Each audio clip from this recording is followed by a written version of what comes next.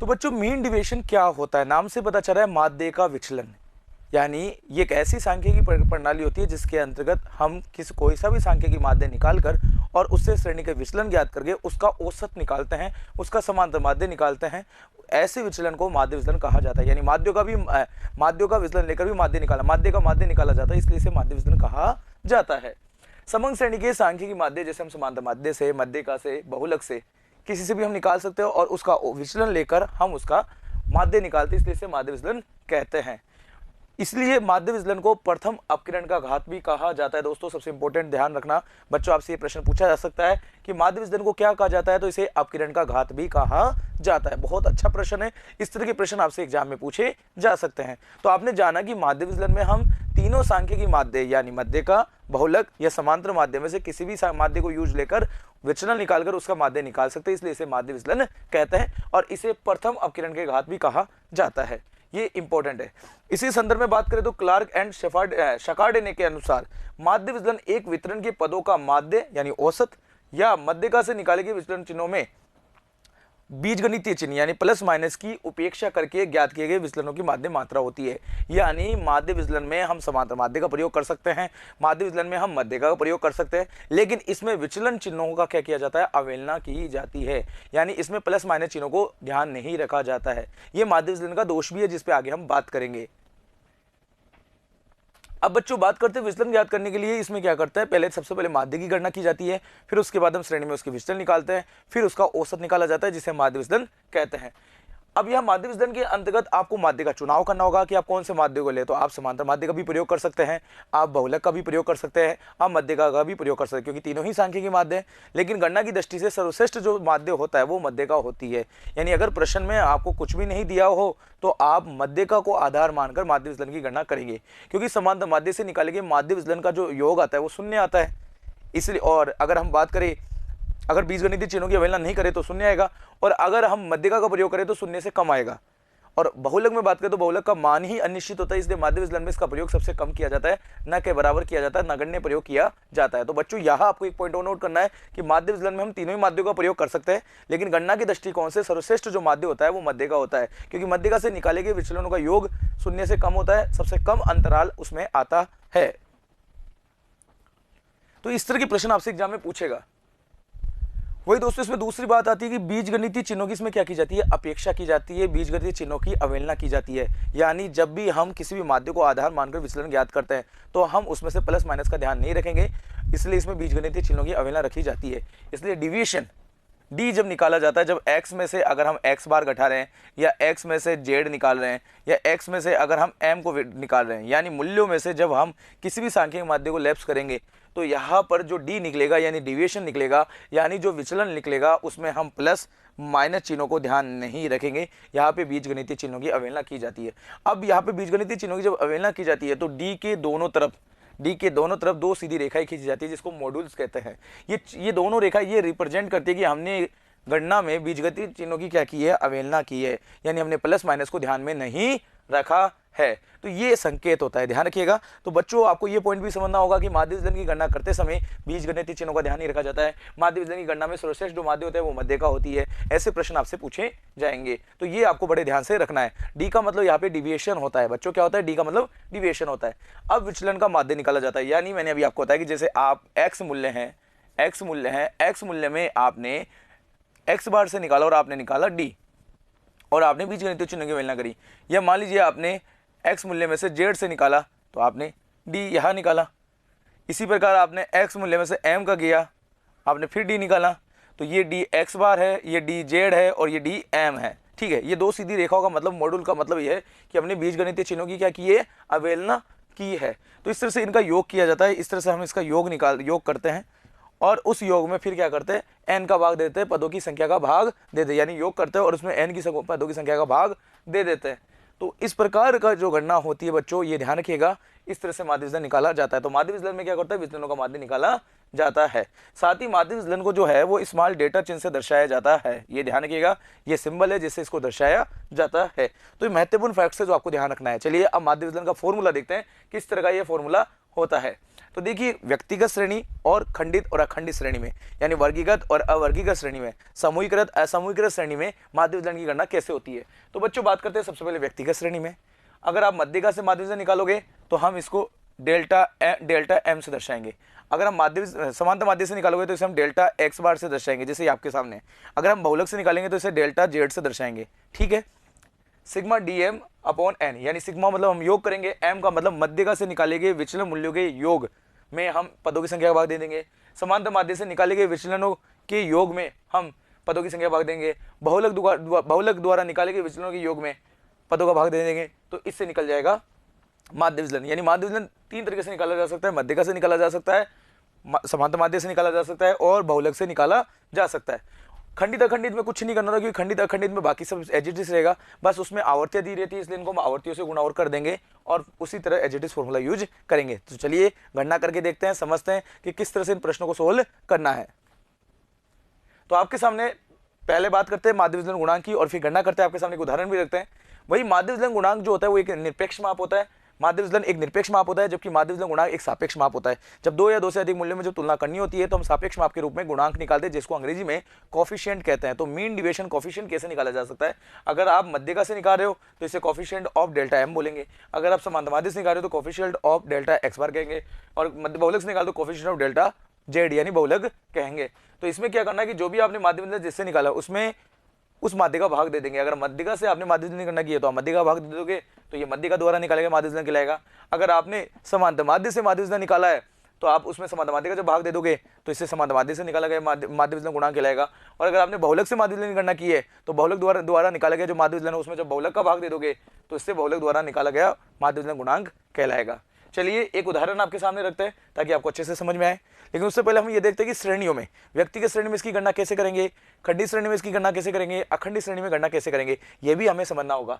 तो बच्चों इधर देखिए, व्यक्तिगत श्रेणी में माध्य विचलन की गणना सिंपल सी बात यह है कि पहले तो आपको किसी भी माध्य को आधार मानकर उसकी गणना करनी होगी। या तो आप समांतर माध्य से गणना कर लीजिए या आप मध्यिका से गणना कर लीजिए। यानी सबसे पहले तो हम माध्य की गणना करेंगे।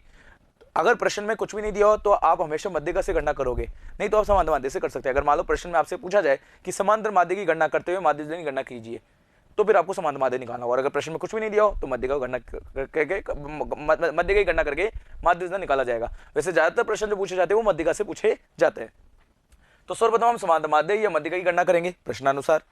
और अगर प्रश्न में कुछ भी नहीं दिया हो तो हम किसको आधार मान के करेंगे? मध्यिका को आधार मान के गणना करेंगे। फिर क्या करेंगे? जो भी माध्य हमने निकाला उस माध्य को मूल्यों में से घटाएंगे, लेकिन घटाते समय हम प्लस माइनस को ध्यान नहीं रखेंगे, इसलिए हम डी निकालेंगे यानी डिविएशन निकालेंगे और डिविएशन के दोनों तरफ सीधी रेखाएं खींच देंगे, जिसको मॉड्यूल्स कहते हैं। इसका मतलब ये हुआ कि हमने अंतर निकालते समय, हमने विचलन निकालते समय प्लस माइनस चिन्हों को ध्यान नहीं रखा है, बीजगणितीय चिन्हों का अवहेलना की है। उसके बाद उसका योग करेंगे और पदों की संख्या का भाग दे देंगे और इस तरह से माध्य विचलन निकल जाएगा। तो सिंपल सी बात क्या हुई बच्चों कि हम क्या निकालेंगे? विचलन निकालेंगे। अगर आप मध्यिका से निकाल रहे हो तो इसको डीएम बोलेंगे, अगर आप एक्स बार से निकाल रहे हो तो डी एक्स बार बोलेंगे और फिर इनका योग कर लेंगे। इसका मतलब ये होता है मध्यिका द्वारा निकाले गए विचलन मूल्य समांतर माध्य द्वारा निकाले गए विचलन मूल्य, और इसका योग का मतलब होता है समांतर माध्य द्वारा निकाले गए विचलन मूल्यों का योग, मध्यिका द्वारा निकाले गए विचलन मूल्यों का योग, इसको ऐसे कहते हैं। ठीक है बच्चों, समझ में आ गया। और फिर हमने पदों की संख्या का भाग दे देते हैं और इससे निकल जाता है माध्य विचलन। चलिए एक गणना करके देखते हैं। तो एक उदाहरण है, एक कक्षा में 9 छात्रों के बाहर के आंकड़े निम्न वर्णित है जो आपके सामने दे रखे हैं। मध्यिका और समांतर माध्य से माध्य विचलन की गणना कीजिए और माध्य विचलन गुणांक निकालिए। यानी हमें माध्य विचलन की गणना भी करनी है और हमसे गुणांक भी पूछ रहा है और हमें दोनों से निकालना है। अब आपके सामने व्यक्तिगत श्रेणी दे रखी है, यानी समंक आपको एक पंक्ति में दे रखे हैं 54, 71, 57, 52, 49, 45, 72, 57 और 47 ये हमें दे रखे हैं। चलिए समांतर माध्य निकालते समय तो हमें इनको आरोही अवरोही क्रम में व्यवस्थित नहीं करना, लेकिन मध्यिका से निकालते तो इसको हमें आरोही अवरोही में व्यवस्थित करना जरूरी होता है। इसलिए हम इसे सबसे पहले तो क्या करेंगे? आरोही क्रम में व्यवस्थित कर लेते हैं ताकि हम समांतर माध्य से भी निकाल सके और मध्यिका से भी निकाल सके। साथ ही बच्चों मैंने आपको केंद्रीय प्रवृत्ति के माप जब पढ़ाया था चैप्टर, उसमें काफी अच्छे से आपको बताया था कि समांतर माध्य कैसे निकालते हैं, मध्यिका कैसे निकालते हैं। तो प्रोसीजर वही रहेगा, बस हमें नया फॉर्मूला यूज करना है और आगे माध्य विचलन की गणना करनी है। तो बच्चों इधर देखिएगा, सबसे पहले तो हमने क्या करेंगे? क्रमांक डाल लीजिए। तो देखिए 1 2 3 4 टोटल 9 बच्चे हैं। ये x किलो को हमने बाहर को क्या माना? x मान लीजिए, जैसे 45, 47, 49, 52, 54, 57, 57, 71 और 72 ये हमने आरोही क्रम में इसको व्यवस्थित कर लिया। अब हम इसका समांतर माध्य निकालेंगे। समांतर माध्य का मतलब क्या होता है? मूल्यों का योग और उसमें पदों की संख्या का भाग दे दो, इससे क्या निकल जाएगा, x बार निकल जाएगा। तो इन सबका योग करेंगे तो सिग्मा x कितना आएगा 504। तो चलिए 504 हो गया। अब 504 में n कितने हमारे पास 9 है, तो इसका भाग दे देंगे। चलिए इसका भाग देने पे जो मान आएगा वो 56 आएगा। कितना आएगा, 56 आएगा। अब इसमें से x में से x बार घटाएंगे तो क्या जाएगा, जब हम x में से x बार को घटाएंगे तो हमारे पास d आएगा, और ये d कौन सा कहलाएगा, x बार वाला। और हम यहाँ पे बीजगणितीय चिन्हों की क्या करेंगे, अवहेलना करेंगे। यानी यहाँ इसका मतलब हुआ समांतर माध्य द्वारा निकाला गया विचलन मूल्य, यानी समांतर माध्य द्वारा निकाला गया डिविएशन। ये दो सीधी लाइन का मतलब होता है बच्चों कि हमने बीजगणितीय चिन्हों का इसमें क्या किया, अवहेलना करी है। तो देखिए जब 45 में से 56 घटाएंगे तो माइनस के 11 आने चाहिए, लेकिन हम यहाँ पे माइनस प्लस नहीं लिखेंगे क्योंकि हमने इनका अवहेलना किया करी है। 47 में से 56 घटाएंगे 9 आएगा माइनस का, लेकिन हम यहाँ नहीं दे रहे हैं। 49 में निकालेंगे तो ये, तो इस तरह से हम इसकी गणना करेंगे। इसका योग आएगा 66। अब यह 66 इसका योग आ गया। अब इसमें अपन क्या करेंगे, n का भाग देंगे और माध्य विचलन निकल जाएगा। चलिए इसको बताता हूँ कैसे n का भाग देंगे। इधर देखिए, तो यहाँ देखिए सबसे पहले तो हमने 56 निकाल लिया। कैसे निकाला, और 56 हमने निकाल लिया, और इधर देखिएगा ये आ गया। अब इसका योग है 66। 66 में हमने n का भाग देंगे 9, तो ये आ गया 7.33 किलो। तो ये इसका आ गया समांतर माध्य से निकाला गया माध्य विचलन। और गुणांक में क्या करते हैं, हमें समांतर माध्य का भाग देना होता है। तो हमारा 7.33 है और समांतर माध्य कितना है 56, भाग दिया, ये हमारा कोफिशिएंट आ गया।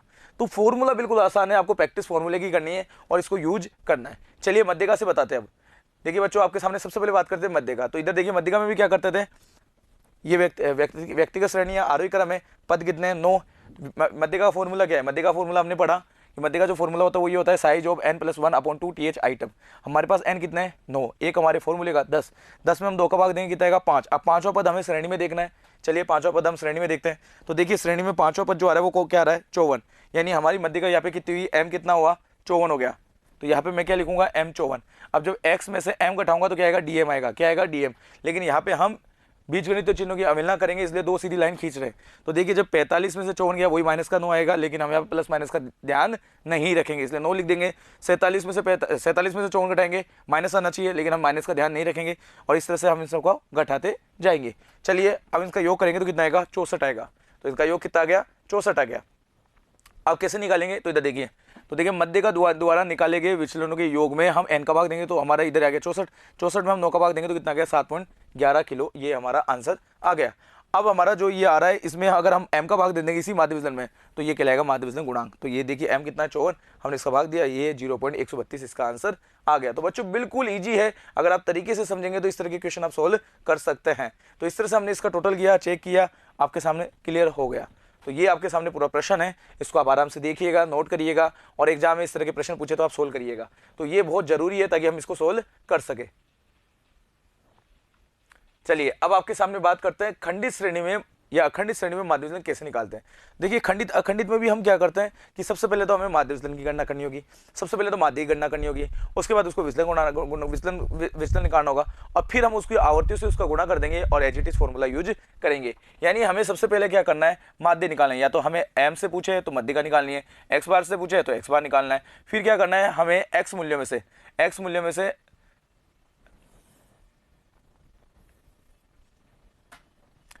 मूल्य में से अगर हम m निकालेंगे तो हमारा क्या कहलाएगा dm कहलाएगा। ठीक है, तो ये और इस बीजगणितीय चिन्हों की अवहेलना कर देंगे। अब ये dm आया है, इसको हम क्या करेंगे f से और गुणा कर देंगे। तो जब dm को f से गुणा कर देंगे तो ये कहलाएगा मध्य का द्वारा निकाले गए विचलन मूल्यों का आवर्तियों से गुणनफल, और जब इसका योग कर देंगे तो सिग्मा f dm कहलाएगा। और अगर इसी में n का भाग दे देंगे तो ये हमारा कहलाएगा माध्य विचलन मध्य का द्वारा। तो इस तरह से गणना की जाती है। ठीक है दोस्तों, तो चलिए प्रत्यक्ष विधि द्वारा इसकी गणना करते हैं, कैलकुलेट करते हैं किस तरह से करते हैं। ये एडजेटिव फॉर्मूला बन गया, मध्य का से निकालेंगे तो ऐसे, समांतर माध्य से निकालेंगे तो ऐसे। यानी हमें सबसे पहले क्या निकालना है, समांतर माध्य से विचलन निकालेंगे, फिर उनकी आवर्ती से गुणा करेंगे, फिर उसका योग करेंगे और फिर n का भाग दे देंगे। मध्य का में भी क्या करना है, मध्य का से विचलन निकालेंगे, जो हमने व्यक्तिगत श्रेणी में निकाला था वैसे ही निकालेंगे और उनकी आवर्ती से गुणा करके उनका योग करके n का भाग देंगे। तो इस तरह से हम मध्य का और समांतर माध्य से माध्य विचलन की गणना कर सकते हैं। चलिए एक क्वेश्चन देखते हैं। निम्न समंकों से समांतर माध्य तथा मध्यिका से माध्य विचलन निकालिए। ये आपके सामने कौन सी श्रेणी है, खंडित श्रेणी है। यहाँ पे दे ये x हो गया, ये f हो गया। तो आकार 4, 6, 8, 10, 12, 14, 16, आवर्ती दे रही है 2, 1, 3, 6, 4, 3, 1। चलिए देखिए, तो इधर देखिए सबसे पहले तो हम क्या निकालेंगे, समांतर माध्य निकालेंगे, फिर क्या निकालेंगे, मध्य का निकालेंगे और फिर इन दोनों के आधार पर माध्य विचलन की गणना करेंगे। तो बच्चों इधर देखिएगा, ये आपके सामने x दे रखा है, ये आपके सामने एफ दे रखा है, सबसे पहले क्या करेंगे एफ एक्स कर देंगे। सिंपल सी बात है, समांतर माध्य निकालने के लिए हम क्या कर सकते हैं, एक्स बार निकालने के लिए एफ एक्स करके इस एफ एक्स इसका योग करके और इसमें एन का भाग दे देंगे। तो इधर देखिए एफ एक्स कर दिया तो 4 दूनी 8, 6 एकम 6, 8 तिया 24, 10 छिकी 60, 12 चौक 48, 14 ती 42, 16 एकम 16, ये आ गया एफ एक्स आ गया। इसका योग कर लो 204 आ गया। अब इस 204 में किसका भाग दे दूंगा, एन का भाग दे दूंगा। एन हमारे पास कितना है, एन का हम टोटल एन हमारे पास टोटल करेंगे तो 20 आ रहा है। ये एन का टोटल जो हमारा आएगा वो 20 आएगा। जब हम इसमें 20 का भाग देंगे तो 204 में हम 20 का भाग देंगे तो हमारा आएगा, अगर हम इसे भाग देंगे तो 10.2 आएगा, आ गया। अब इस 10.2 को हम क्या करेंगे एक्स में से घटाएंगे तो ये देखो हमारा आ गया, और फिर इसको एफ से और गुना कर देंगे तो ये आ गया, और इसका योग कर लेंगे, इस तरह से आ गया। इसी प्रकार मध्य का ही गणना करनी है। मध्य की गणना आपने देखी है, खंडी श्रेणी में क्या करते हैं, सबसे पहले सीएफ बनाते हैं। तो एफ की सीएफ बनाएंगे, 2 का 2, 2 और 1 3, 3 3 6, 6 6 12, 12 और 4 16, 16 3 19 और 19 1 20, इस तरह से हो गया। अब उसमें क्या करेंगे, अपन फॉर्मूला यूज करेंगे n+1/2 TH आइटम, यानी मध्य का आपने जैसे केंद्र प्रवृत्ति के माप में सीखी उसी तरह से हमें मध्य का निकालनी है, और फिर फॉर्मूले का यूज करके हमें उसको घटाना है और उनकी आवर्ती से गुणा करके योग करके यूज करना है। तो चलिए देखिए मध्य का निकाल के देखते हैं। तो मध्य का हम क्या करेंगे n+1/2 TH आइटम, तो टोटल n कितने 20, 20 और 1 21, 21 का 2 भाग दिया 10.5, और 10.5 को हम सीएफ में गुजारेंगे। तो जब हमने इसको सीएफ में गुजारा तो किस में जा रहा है, 12 में जा रहा है, तो 12 के सामने वाला मध्य मूल्य क्या कहलाएगा, मध्य का कहलाएगा। तो यहाँ पे मध्य का कितनी आई, 10 आ गई। अब इसको क्या करेंगे एक्स मूल्य में से घटाएंगे, और लेकिन प्लस माइनस चिन्ह का ध्यान नहीं रखेंगे।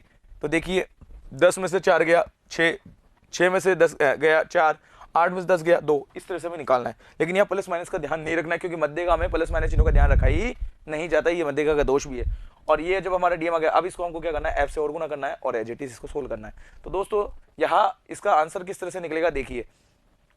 तो बच्चों इधर देखिएगा सिग्मा डेल्टा एम हो गया हमारे 48, इसका योग है 20 का भाग दिया 2.4 आ गया। इसी तरह यहाँ पे अगर हम बात करें समांतर माध्य द्वारा निकाला गया जो विचलन है, यहाँ पे 48.18, इसमें 20 का भाग दिया 2.44 आ गया। तो इस तरह से हम इसकी गणना कर सकते हैं और आंसर निकाल सकते हैं। तो आपको घबराना नहीं है, बिल्कुल ईजी है, फॉर्मूले पे कमांड करनी है, टॉपिक को समझना है, बड़े ध्यान से क्लियर करना है और इसको समझना है। तो आपने क्या जाना कि माध्य विचलन जो होता है उसमें बीजगणितीय चिन्हों का ध्यान नहीं रखा जाता है। माध्य विचलन में हम तीनों सांख्यिक माध्यों का प्रयोग कर सकते हैं, लेकिन माध्य विचलन ज्ञात करने के लिए सर्वश्रेष्ठ जो सांख्यिक माध्य होता है वो मध्य का होती है, क्योंकि उसमें उसके द्वारा निकाले गए विचलनों का मूल्य जो होता है वो न के बराबर होता है, शून्य से कम होता है, जबकि समांतर माध्य का शून्य होता है और समांतर माध्य बहुलक का निश्चित होता है। इसलिए हम माध्य विचलन गणना में मध्य का प्रयोग सबसे ज्यादा करते हैं। अब बच्चों एक और उदाहरण देखते हैं। निम्नलिखित समंकों से समांतर माध्य द्वारा माध्य विचलन एवं उसके गुणांक की गणना कीजिए। अब हमको केवल समांतर माध्य निकालना है, क्योंकि प्रश्न में समांतर माध्य दे रखा है। अगर प्रश्न में मध्य का बोले तो मध्य का से निकालना है, और कुछ भी नहीं बोले तो आपको मध्य का से निकालना है। यहाँ आपके सामने कौन सी श्रेणी हो गई, अखंडी श्रेणी हो गई, क्योंकि वर्ग और उनकी आवर्तियां दे रखी है। तो सबसे पहले हमको क्या करना होगा, समांतर माध्य निकालना होगा। तो ये हमारे सामने क्लास है, ये हमारे सामने एफ है। तो आपको पता है अखंडित श्रेणी का कभी समांतर माध्य निकलता ही नहीं है, तो अखंडित को खंडित में बदलना है। हम इसका एक्स निकालेंगे। एक्स निकालने का तरीका क्या है, मध्य मूल्य निकालिए, दोनों को जोड़ के 2 का भाग दे दो। तो 0 और 10 कितने हो गए 20, 20 में 2 का भाग दिया 5, 10 और 20 30, 30 में 2 का भाग दिया 15। क्योंकि हमने निकालना सीखा था एक्स कैसे निकालते हैं, जब L1 और L2 दोनों को जोड़ दो, 2 का भाग दे दो, यही मिड वैल्यू कहलाती है और यही क्या कहलाता है, एक्स कहलाता है। तो ये देखिए हमारी एक्स आ गया। जब इन सब में 10 का अंतराल आ रहा है तो इन सब में भी 10 का अंतराल आएगा। अब इसका कोई लेना देना, इसकी कोई जरूरत ही नहीं है। अब हमारे पास क्या आ गया, एफ और एक्स आ गया। एफ एक्स को मल्टीप्लाई करेंगे और इसका योग करेंगे तो कितना आएगा, 13.50 आएगा, 1350 आएगा। तो इस तरह से हमारे पास क्या आ गया, 1350 आ गया। अब इसमें क्या करना है हमको, जो 1350 आया इसमें हम किसका भाग देंगे, एन का भाग देंगे। एन हमारे पास कितना है 50, हम इसका भाग देंगे तो हमारा जो समांतर माध्य आएगा वो 27 आएगा। अब आपको क्या करना है, इस x मूल्य में से 27 को घटाना है। तो 5 में से 27 गया 22, 15 में 27 गया 12, 25 में 27 गया 2, इस तरह से निकालना है। लेकिन प्लस माइनस चिन्हों का ध्यान नहीं रखना है। बिल्कुल लीजिए बच्चों, बिल्कुल एजेटिव जो हम प्रक्रिया यूज करते हैं वही आपको यूज करनी है, और उसके बाद एफ से और गुना कर दीजिए और इसका योग कर लीजिए। तो हमने इसका योग किया तो 472 आया। अब ये 27 कैसे आ गया, अब 472 में इनका भाग दोगे 9.44 आ गया।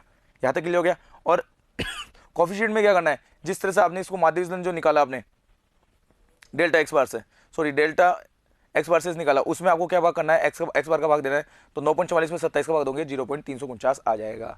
तो बच्चों बिल्कुल आसान है, समझना आपको ये है, मैं आपको फिर क्लियर कर देता हूँ। आपको समझना कैसे, आपको समझना ये है कि माध्य विचलन, देखिए हम बात कर रहे हैं मीन डिविएशन की बात कर रहे हैं। मीन डिविएशन माध्य विचलन की अगर हम बात करें, मीन डिविएशन की बात करें तो ये एक्स बार से भी निकल सकता है, ये एम से भी निकल सकता है और ये जेड से भी निकल सकता है। एक पॉइंट क्लियर हो गया। लेकिन इसमें जो सर्वश्रेष्ठ है, इसमें जो सर्वश्रेष्ठ है वो क्या है, m है, ठीक है, क्योंकि m द्वारा निकाले गए जो विचलनों का योग होता है वो न के बराबर होता है, शून्य से कम आता है, इसलिए उसमें विचलन सबसे ज़्यादा कम देखने को मिलते हैं। अब अगर आपको व्यक्तिगत की अगर हम बात करें, इसमें क्या करना होता है, इसमें बीजगणितीय चिन्हों की क्या की जाती है, अवहेलना की जाती है, यानी उसको ध्यान में नहीं रखा जाता है, यानी उपेक्षा की जाती है, ध्यान में नहीं रखा जाता है। पॉइंट को समझिएगा, जो हमने पढ़ा मैं उसको क्लियर कर रहा हूँ ताकि आप इस वीडियो को अच्छे से क्लियर कर सके बच्चों।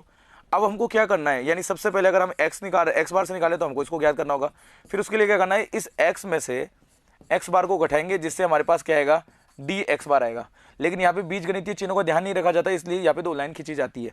और जब हमारे पास ये आ जाएगा तो अगर हमें डेल्टा x बार निकालना है, यानी हमें समांतर माध्य से माध्य विचलन निकालना है, तो हम क्या करेंगे, डी एक्स बार यानी माध्य विचलन द्वारा, समांतर माध्य द्वारा निकाले गए विचलनों का योग करेंगे और इसमें n का भाग देंगे। ये आ गया हमारा माध्य विचलन, कौन सा वाला, समांतर माध्य द्वारा निकाला गया। और कोफिशिएंट अगर हमें निकालना है, यानी हमें इसका सापेक्ष माप निकालना है, तो हम कैसे निकालेंगे, तो सापेक्ष माप में क्या करना है, जो आपने डेल्टा एक्स बार निकाला है, यानी माध्य विचलन समांतर माध्य द्वारा निकाला, उसमें समांतर माध्य का ही भाग दे दीजिए, ये हमारा क्या आ जाएगा, कोफिशिएंट आ जाएगा। इसी तरह बच्चों अगर हम बात करें मध्य का द्वारा अगर हम निकाले, तो सबसे पहले हमें क्या निकालनी है, मध्य का निकालनी होगी। फिर उसके बाद क्या करना है, x मूल्यों में से मध्य का को घटाना है, लेकिन बीजगणितीय चिन्हों की अवहेलना करनी है, इसलिए इसको इस तरह से रिप्रेजेंट करेंगे। फिर इसका योग करेंगे तो क्या आ जाएगा, डेल, ये आ गया। और फिर इसके बाद क्या करना है, हमें मध्य विचलन निकालना है मध्य का द्वारा, तो हम क्या करेंगे, इसके योग में n का भाग दे देंगे, ये आ गया। और जो आंसर आएगा उसी से हम कोफिशिएंट निकाल सकते हैं, तो इसमें हमको क्या करना है, जो हमने डेल्टा m निकाला है उसमें m का भाग दे देंगे। अगर ऐसे ही खंडित अखंडित की बात करें, बस f से और गुना कर दो, ये जिटिस खंडित अखंडित हो जाएगा। तो इस तरह से बच्चों आपको अच्छे से समझ में आया कि माध्य विचलन किस तरह से गणना करते हैं। तो ध्यान रखिएगा, माध्य विचलन गणना की दृष्टिकोण से सही नहीं है, क्योंकि यहाँ बीजगणितीय चिन्हों की अवहेलना की जा रही है, इसलिए एक अशुद्ध माप है। लेकिन माध्य विचलन के अंदर हम बात करें तो ये मध्य का और समांतर माध्य से निकाला जा सकता है। हालांकि हम तीनों माध्य का प्रयोग कर सकते हैं, लेकिन सर्वश्रेष्ठ माध्य मध्य का होती है। तो आज के लिए इतना ही।